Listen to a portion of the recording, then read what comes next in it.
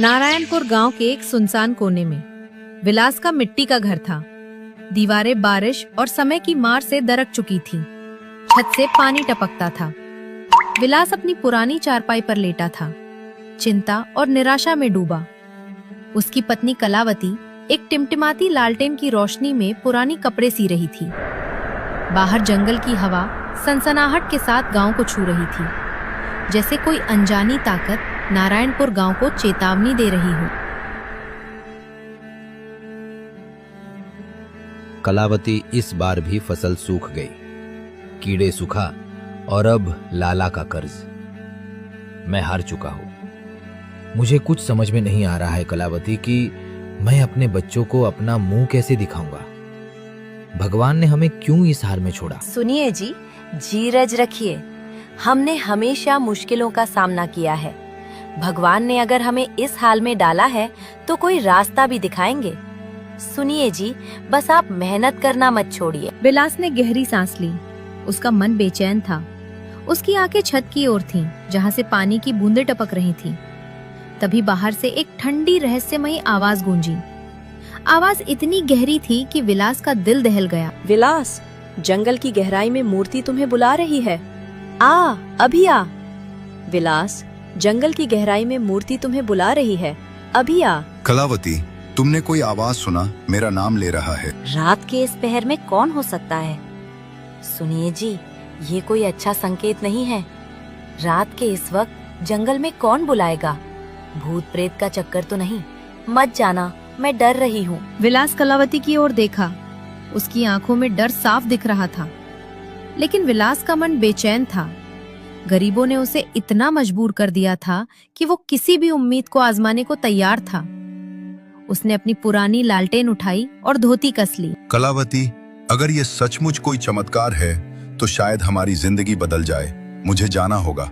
बच्चों के लिए, तुम्हारे लिए ये जोखिम लेना जरूरी है। सोच लीजिए जी, जंगल में रात को जाना खतरनाक साबित हो सकता है। गांव वाले कहते हैं वहाँ रात को अजीब अजीब आवाज आती है। अगर कुछ हो गया आपको तो हम लोग बिखर जाएंगे। कलावती, चिंता मत करो, मुझे कुछ नहीं होगा। अगर मैं नहीं गया तो हमारा भविष्य अंधेरे में डूब जाएगा। बस मेरे लिए दुआ करो। विलास ने लालटेन जलाई और जंगल की ओर चल पड़ा। कलावती दरवाजे पर खड़ी रही, आंखों में आंसू और दिल में डर लिए। बाहर जंगल का सन्नाटा जैसे विलास को निगलने को तैयार था। विलास का दिल जोर जोर से धड़क रहा था। जंगल का अंधेरा और रहस्यमयी आवाज और नारायणपुर गांव के बारे में पुरानी कहानियां सब उसके दिमाग में घूम रहे थे। गांव वाले कहते थे कि जंगल में एक प्राचीन मंदिर है, जहां सैकड़ों साल पहले एक जादुई मूर्ति थी जो लालचियों को सजा देती थी। क्या विलास उसी मूर्ति की ओर जा रहा था, या फिर उसका कोई भ्रम था? जंगल का सन्नाटा विलास को जवाब नहीं दे रहा था। विलास जंगल की घनी राहों से गुजर रहा था। पेड़ों की टहनियों हवा में जैसे कोई फुसफुसा रहा हो। जंगल में एक अजीब सी गंध थी, मिट्टी, सड़ी लकड़ियों और कुछ अनजाने का मिश्रण। विलास के लालटेन की रोशनी बार बार टिमटिमा रही थी, जैसे कोई अदृश्य शक्ति उस लालटेन को बुझाना चाहती हो। ये जंगल इतना खामोश क्यों है? क्या वो आवाज सच थी या मैं पागल हो रहा हूँ? अचानक एक उल्लू की आवाज गूंजी और विलास का दिल धक से धड़कने लगा। उसने देखा दूर एक पेड़ पर दो चमकती आंखें उसे घूर रही थीं। वो रुक गया। उसकी सांसें तेज थीं। कौन है वहाँ? सामने आओ। लेकिन उधर से कोई जवाब नहीं आया, सिर्फ हवा की सनसनाहट थी। विलास ने हिम्मत जुटाई और आगे बढ़ा। कुछ देर बाद वो एक टूटे फूटे मंदिर के सामने पहुंचा। मंदिर की दीवारें बेलों और जड़ों से ढकी थीं, जैसे जंगल ने इसे अपने आगोश में ले लिया हो। मंदिर के बीच में एक प्राचीन मूर्ति खड़ी थी, एक देवी की मूर्ति, जिसके माथे पर लाल तिलक चमक रहा था और आंखों में ऐसी चमक जैसे वो जीवित हो। मूर्ति के आसपास एक अजीब सी धुंध थी जो हल्के हल्के हिल रही थी। ये मूर्ति इतनी रात को चमक कैसे रही है? क्या यह वही है जिसने मुझे बुलाया? विलास ने मूर्ति के पास जाने की कोशिश की, लेकिन उसके कदम जैसे जम गए। हवा में एक ठंडक थी और उसने कान में फिर वही आवाज गूंजी। विकास, नजदीक जाओ, मूर्ति तुम्हारा इंतजार कर रही है। मूर्ति की आंखें अचानक तेजी से चमकी और एक गहरी शक्तिशाली आवाज मंदिर में गूंज उठी। विलास, मैं हूँ प्राचीन देवी मोहिनी। सैकड़ों साल पहले मैं इस जंगल में एक शक्तिशाली साम्राज्य की रक्षक थी। मेरी शक्ति ने राजाओं को बनाया और बिगाड़ा। तुम्हारी सच्चाई और गरीबी ने मुझे जगा दिया। मुझे अपने घर ले चलो, मैं तुम्हें वो सब दूंगी जो तुम मांगोगे। सचमुच तुम मेरी गरीबी मिटा सकती हो, लेकिन ये सब इतना आसान कैसे? मेरे शक्ति पर शक मत करो, इस जंगल का रहस्य मेरे साथ जुड़ा है। सैकड़ों साल पहले एक लालची राजा ने मेरी शक्ति का दुरुपयोग किया। मैंने उसे और उसके साम्राज्य को नष्ट कर दिया। तब से मैं इस मंदिर में छपी हूँ। तब से मैं एक सच्चे दिल वाले का इंतजार कर रही हूँ। मेरी एक शर्त है, मेरे बारे में किसी को नहीं बताना। अगर तूने ये राज खोला तो अनर्थ होगा, और हाँ, लालच की कीमत बहुत भारी है। देवी, मैं लालची नहीं हूँ। मैं बस अपने परिवार के लिए 2 वक्त की रोटी चाहता हूँ। विकास ने मूर्ति को सावधानी से उठाया। वो मूर्ति ठंडी थी, लेकिन उसमें एक अजीब सी गर्मी थी। जैसे ही उसने मूर्ति उठाई, जंगल में एक तेज हवा चली और पेड़ों की टहनियां जोर जोर से हिलने लगी। विलास का दिल दहल गया। ये क्या हो रहा है? क्या मैंने कोई गलती तो नहीं कर दी? जंगल में एक और आवाज गूंजी, जैसे कोई हंस रहा हो।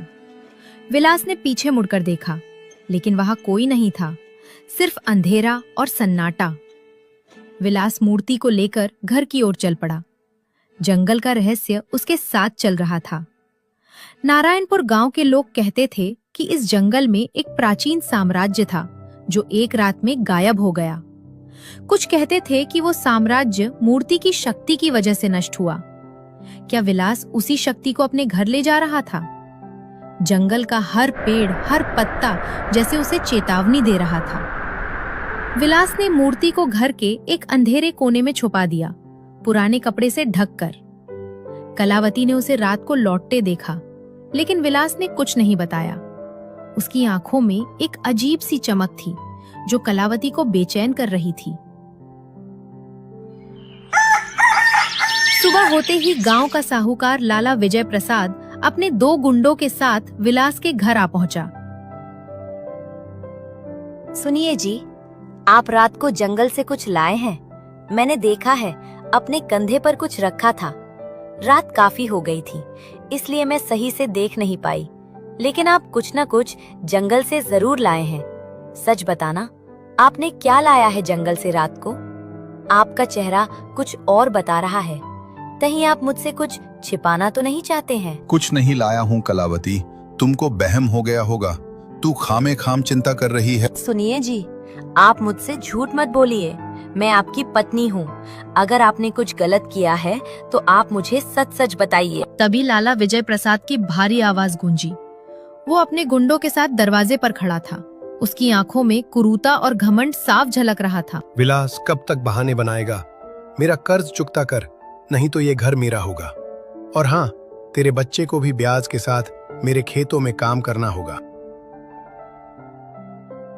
लाला जी, थोड़ा वक्त दे दो, मैं कोशिश कर रहा हूँ। लाला जी, थोड़ा रहम करो। हमारे बच्चों का क्या कसूर? तुम्हें पैसा मिल जाएगा, बस समय दो। हाँ, समय? अरे विलास, तू तो पहले ही डूब चुका है।